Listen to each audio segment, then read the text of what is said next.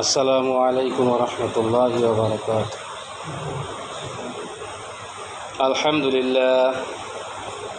আলহামদুলিল্লাহ নাহমাদুহু ওয়া নাস্তাঈনুহু ওয়া নাস্তাগফিরুহু ওয়া নু'মিনু বিহি ওয়া নাতাওয়াক্কালু আলাইহি ওয়া নাশকুরুহু ওয়া লা নাকফুরুহু ওয়া নাউযু বিল্লাহি মিন শুরুরি আনফুসিনা ওয়া মিন সাইয়্যাতি আমালিনা মান ইয়াহদিহিল্লাহু ফালা মুদিল্লা লাহু ওয়া মান ইউদ্লিলহু ফালা হাদিয়া লাহু ونشهد أن لا إله إلا الله وحده لا شريك له ونشهد أن سيدنا وسندنا وحبيبنا ومولانا محمدا عبده ورسوله أرسله بالحق بشيرا ونذيرا وداعيا إلى الله بإذنه وسراجا منيرا. أما بعد فقد قال الله تعالى في كلامه المجيد والفرقان الحميد: أعوذ بالله من الشيطان الرجيم. بسم الله الرحمن الرحيم. قل إن كنتم تحبون الله فاتبعوني يحببكم الله ويغفر لكم ذنوبكم والله غفور رحيم. وقال النبي صلى الله عليه وسلم: لا يؤمن أحدكم حتى أكون أحب إليه من ولده وولده والناس أجمعين. وقال تعالى في شأن حبيبه آمرا ومخبرا: إن الله وملائكته يصلون على النبي يا أيها الذين آمنوا صلوا عليه وسلموا تسليما. اللهم صل على سيدنا مولانا محمد وعلى آل سيدنا مولانا মুহাম্মদ। পড়লে দরুদ নবীজির শানে জীবনের গুনাহ মাফ হয়। আল্লাহর নবীর মহব্বতে আল্লাহর জান্নাত পাওয়া যায়। আল্লাহুম্মা সাল্লি আলা সাইয়্যিদিনা মাওলানা মুহাম্মদ ওয়া আলা আলি সাইয়্যিদিনা মাওলানা মুহাম্মদ। আশায় আশায় জীবন গেল, না পেলাম তোমার দিদার। শেষ জীবনে দিও গো দেখা, কইরো পাগল মদিনার। আল্লাহুম্মা সাল্লি আলা সাইয়্যিদিনা মাওলানা মুহাম্মদ ওয়া আলা আলি সাইয়্যিদিনা মাওলানা মুহাম্মদ। বালাগাল উলা বিকামালিহি كشف الدجى بجماله وسنت جميع خصاله صلوا عليه وآله نہیں دو جہاں میں مثال محمد جمال خدا ہے کمال محمد بلغ العلا بکماله كشف الدجى بجماله حسنت جميع خصاله صلوا عليه وآله।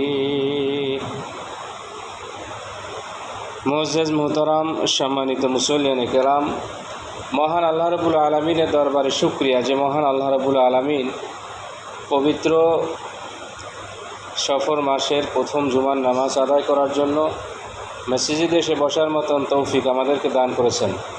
এই জন্য মহান আল্লাহ রাব্বুল আলামিনের দরবারে শুকরিয়া স্বরূপ সকলেই একবার বলে আলহামদুলিল্লাহ। আমরা শুকরিয়া আদায় করি আরেকবার এই জন্য যে আমরা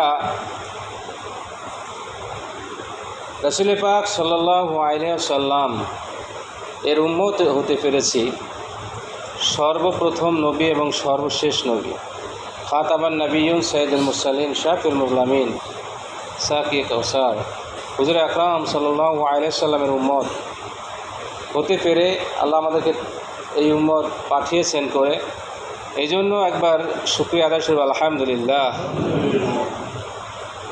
দুনিয়ার শুরু থেকে আজ পর্যন্ত আমাদের নবী করিম সাল্লাল্লাহু আলাইহি সাল্লাম পর্যন্ত আমরা জানি, কেউ বলেছেন 1 লক্ষ, কেউ বলেছেন 2,24,000।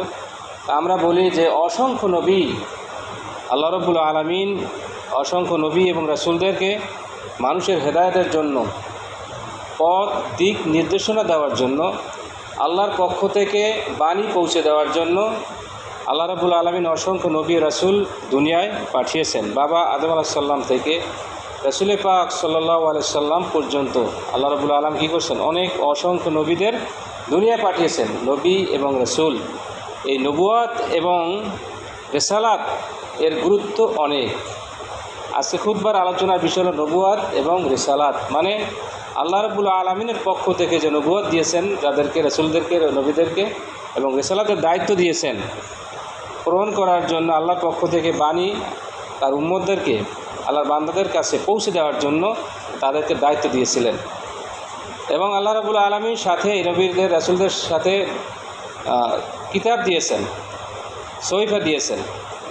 আর আমাদের রাসূল পাক সাল্লাল্লাহু আলাইহি সাল্লামকেও যে কিতাব দিয়েছেন সেটার নাম হলো আল কোরআন, যেটা আস্তে আস্তে করে একসাথে দেন নাই, দীর্ঘ 23 বছর পরে আল্লাহ রাব্বুল আলামিনের রাসূলের প্রতি তিনি জিবরাইল আলাইহিস সালামের মাধ্যমে কী করছেন, পাঠিয়েছেন। তো আমরা জানি মানুষ যখন বাবা আদম আলাইহিস সালাম থেকে শুরু করে আস্তে আস্তে যখন শেষ জামানায়, শেষ মুহূর্তে রাসূল পাক সাল্লাল্লাহু আলাইহি সাল্লামের আগমনের পূর্বে যখন দুনিয়াটা অসভ্যতায় ভরে গেছিল, জাহিলিয়াতের যুগ এসে গেছিল, অন্ধকারের যুগ এসেছিল, মানুষ ছিল অসভ্য হয়ে গেছিল, মানুষকে ক্ষতি করার জন্য সবসময় সর্বাত্মক চেষ্টা করত, মহিলাদেরকে সবসময় তাদের নির্যাতন করার জন্য তারা পুরুষরা করত।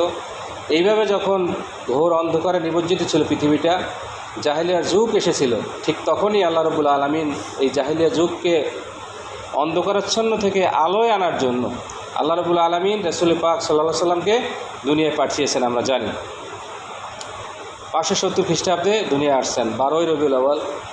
যখন আস্তে আস্তে করে রাসূল পাক সাল্লাল্লাহু আলাইহি সাল্লামের যখন বয়স বৃদ্ধি পেলেন, রাসূল পাক সাল্লাল্লাহু আলাইহি সাল্লাম যখন, আমরা জানি যে 40 বছর যখন উপনীত হলেন, তখন আল্লাহ রাব্বুল আলামিন তাকে কী করলেন, নবুয়তের দায়িত্ব দিলেন, তাকে কিতাব দিলেন, তাকে বাণী পৌঁছে দিলেন। আমরা জানি যে রাসূল পাক সাল্লাল্লাহু আলাইহি সাল্লাম হেরার গুহায় কী করতেন, ধ্যানে মগ্ন ছিলেন। জাবালা নূর, অনেক, হেরার গুহা অনেক উঁচা, কেউ বলছেন যে 1000 ফুট উঁচা। ওখানে রাসূল পাক সাল্লাল্লাহু আলাইহি সাল্লাম উঠতেন, উঠে ওখানে ধ্যান করতেন। বিবি খাদিজা তার জন্য খাদ্য নিয়ে যাইতেন। বিবি খাদিজার বয়স হয়তো বা তখন 50 ছিল বা 55 ছিল, 55 বা 60 ছিল, অনেক বয়স ছিল। তারপরও তিনি কী করতেন, রাসূলের জন্য, তার ভালোবাসার জন্য, তাকে শান্তি দেওয়ার জন্য তিনি খাদ্য সেখানে পৌঁছে দিতেন কষ্ট করে, 2বার 3বার দিনে। তো এত কষ্ট করছেন তিনি। তো যাই হোক, রাসূল পাক সাল্লাল্লাহু আলাইহি সাল্লাম যখন ধ্যান করতেছিলেন, একদিন ঠিকই জিবরাইল সাল্লাম কী করলেন, এসেই গেলেন। আল্লাহ রাব্বুল আলামিন পাঠাই দিলেন জিবরাইল সাল্লামকে। তখন কি বললেন, আমরা জানি যে রাসূলকে এসে বলছিলেন যে আপনি বলুন, ইকরা বিসমি রাব্বিকাল্লাযী খালাক। তখন রাসূল প্রথম বলছিলেন কি, লাখ রে, আমি পড়তে জানি, লাখ আমি পড়তে জানি না। তখন জিবরাইল সাল্লাম কী করলেন, তাকে আলিঙ্গন করলেন, জোরে বুকের সাথে মিলে একটা চাপ দিলেন। তারপর আবার বললেন বললেন আমি পড়তে জানি না। এভাবে 3বার দেওয়ার পরে লাস্টে বললেন যে হ্যাঁ, ইকরা বিসমি রাব্বিকাল্লাযী খালাক, পড়ুন। ইকরা তো কি, পড়ুন আপনার প্রভুর নামে, যিনি আপনাকে কী করছেন, সৃষ্টি করেছেন। প্রথম কথাটাই হলো আপনি পড়েন আপনার প্রভুর নামে, যিনি আপনাকে সৃষ্টি করেছেন। তা আমাদের সৃষ্টিকর্তাকে মহান আল্লাহ রাব্বুল আলামিন, তার নামে সমস্ত ইবাদত করতে হবে। তো আল্লাহ রাসূলকে এই কথা বললেন, ইকরা বিসমি রাব্বিকাল্লাযী খালাক খালাকাল ইনসানা মিন আলাক। আল্লাহ আয়াতে বলছেন মানুষদেরকে আমি সৃষ্টি করেছি কী দিয়া, নুতফা দিয়া, আলাক দিয়া, রক্তপিণ্ড দিয়া। কে বলছেন, রক্তপিণ্ড দিয়া। ইকরা রব্বুকাল আকরাম আল্লাযী আল্লামা বিল কলাম। এভাবে রাসূল পাক সাল্লাল্লাহু আলাইহি ওয়াসাল্লামের উপর এই 6টি আয়াত নাযিল হয়েছে। তো যাই হোক, আমি যে কথা বলতেছিলাম, এই নবুয়ত এবং রিসালাতের দায়িত্ব অনেক। আস্তে আস্তে করে আদম আলাইহিস সালাম, শীস আলাইহিস সালাম, এইভাবে করে আস্তে আস্তে অনেক অসংখ্য নবীর আমরা কোরআন শরীফের মধ্যে আমরা জানি, 25 জন অনেক নবীর নাম আসছে।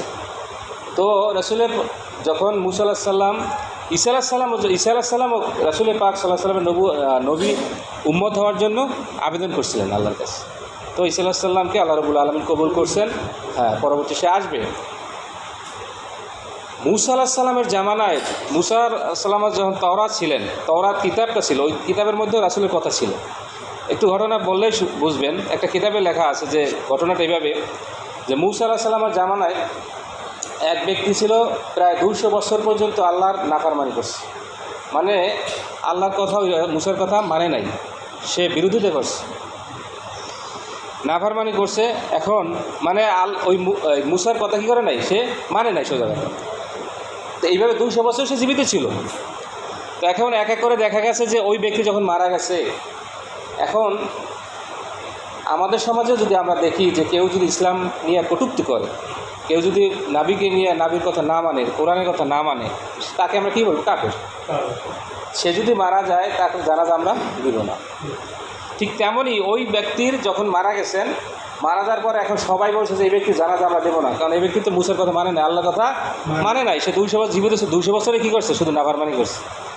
সবাই সিদ্ধান্ত নিলেন যে এই ব্যক্তিকে আমরা কিছুই মাটি দেবো না, জঙ্গলে ফালাই দেবো। মারা যাওয়ার পরে তাকে কী হলো? ঠিকই একটা গভীর জঙ্গলে ফালাই দিয়ে আসছে। ঠিক তখনই মুসা আলাইহিস সালামের কাছে ওহী আসলো, জিবরাইল আসলো, যে বললেন যে হে মুসা, মুসাকে বললেন, আল্লাহ রাব্বুল আলামিন জানাই দিলেন যে অমুক স্থানে এক ব্যক্তি আছে, আমার প্রিয় মানুষ, প্রিয় বান্দা, সেখানে গিয়ে তার জানাজা করে তাকে মাটি দাও। পরে মুসা আলাইহিস সালাম ওখানে আসলেন, আর এসে দেখলেন ঠিকই একজন ব্যক্তি আছে ফালানো অবস্থায়, ওই যে ব্যক্তির ফালাই গেছে জঙ্গলে। পরে মুসা আলাইহিস সালাম তাকে জানাজা দিলেন এবং কী করলেন? মাটি দিলেন। কিন্তু মুসা আলাইহিস সালাম আল্লাহকে জিজ্ঞাসা করলেন, হে আল্লাহ, এই ব্যক্তিকে এখানে ফালাই গেছে কেন? কারণটা কি? তখন মুসা আলাইহিস সালামকে আল্লাহ জানাই দিলেন যে এই ব্যক্তি আমার কথা মানে নাই তখন, কিন্তু এই ব্যক্তি তোমার যখন তওরাত পড়তো, কিতাব যখন পড়তো, ওই কিতাবের মধ্যে যখন আমার শেষ জামানার নবী হযরত মুহাম্মদ সাল্লাল্লাহু আলাইহি সাল্লামের নামটা আসতো, তখন ওই ব্যক্তি ওই নামটাকে চুমা দিত, সুবহানাল্লাহ। এবং সে তার প্রতি একবার, ওই নবীর প্রতি একবার দুরূদ পাঠ করতো, কিতাবে আছে। এবং তাকে খুব মানে চোখে মুখে লাগাই, মানে খুবই মহব্বত দেখাইতো ওই মুহাম্মদ সাল্লাল্লাহু আলাইহি সাল্লামের প্রতি। যার কারণে আমি যেহেতু রাসূল পাক ওই নবী করিম সাল্লাল্লাহু আলাইহি সাল্লাম, হযরত মুহাম্মদ সাল্লাল্লাহু আলাইহি সাল্লামকে সৃষ্টি না করলে কী করতেন না, কোনো কিছুই আমি সৃষ্টি করতাম না। তাকে সে মহব্বত দেখাইছে, তাকে সে ভালোবাসে, যার কারণে আমি তার প্রতি খুশি হয়ে গেছি, সুবহানাল্লাহ। আমি তাকে মাফ করে দিছি, যার কারণে মাফ করে দিয়েছি, তাকে আমি জান্নাতবাসী করে দিয়েছি। অর্থাৎ তোমাকে আমি এই জন্য নির্দেশ দিলাম যে জনগণ যদিও জানে না বিষয়টা, আমি তোমাকে জানাই দিলাম, তুমি তাকে জানাজা দিয়ে দোয়া করে তারপর কী করো? মাটি দাও, সুবহানাল্লাহ। তো রাসূল পাক সাল্লাল্লাহু আলাইহি সাল্লামের আমরা তার উম্মত, মানে আমরা যে নবীর উম্মত, আমরা আসলে বুঝি না যে আমরা কত বড় একজন নবীর উম্মত, মানে কত মর্যাদাবান এক ব্যক্তি, মানে রাসূল পাক সাল্লাল্লাহু আলাইহি সাল্লাম কত বড় নবী ছিলেন, তার উম্মত আমরা হয়েছি। তাই যে কথা আমি বলতেছি যে নবুয়ত এবং রিসালাত, রাসূল পাক সাল্লাল্লাহু আলাইহি সাল্লাম সহ মুসা আলাইহিস সালাম বলেন, তিনি কি দাওয়াত দিতেন মানুষের কাছে? লা ইলাহা ইল্লাল্লাহু মুসা কালিমুল্লাহ। হ্যাঁ, এই দাওয়াত দিতেন যে আল্লাহ ছাড়া কোনো মাবুদ নেই, এই কথাটা সকলেই বলতেন। আদম আলাইহিস সালাম থেকে শুরু করে রাসূল পাক সাল্লাল্লাহু আলাইহি সাল্লাম পর্যন্ত সকল নবী লা ইলাহা ইল্লাল্লাহ এক ছিল, যে আল্লাহ ছাড়া কোনো মাবুদ নাই, ইলাহা নাই, একমাত্র আল্লাহ রাব্বুল আলামিনের ইবাদত পাওয়ার যোগ্য। এই দাওয়াতটা কী করছে? সকল নবীরা দিয়েছেন। আমাদের রাসূল পাক সাল্লাল্লাহু আলাইহি সাল্লামও এই দাওয়াত দিয়েছেন, এবং মুহাম্মদ সাল্লাল্লাহু আলাইহি সাল্লাম আল্লাহর রাসূল, এবং সে খাতামান নবিয়্যিন। আমরা জানি এই রাসূলের পরে, আমার পরে, মুহাম্মদ সাল্লাল্লাহু আলাইহি সাল্লামের পরে আর কি আসবে না? কোনো নবী আসবে না। কোরআন শেষ। এই রাসূল পাক সাল্লাল্লাহু আলাইহি সাল্লামের উপর আনিত যে জীবন বিধান আল কোরআন, এই কোরআনের পরে আর কোনো জীবন বিধান নাই, আর কোনো কিতাব আল্লাহ দেবেন না।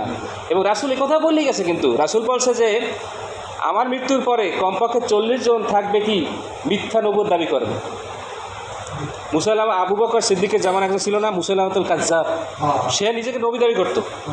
আমাদের জামানায় আছে কাদিয়ানি, শোনেন নাই? সে কিন্তু নিজেকে নবী দাবি করছে। তো এই যে এরা হলো এরা ইমান হারা, এরা হলো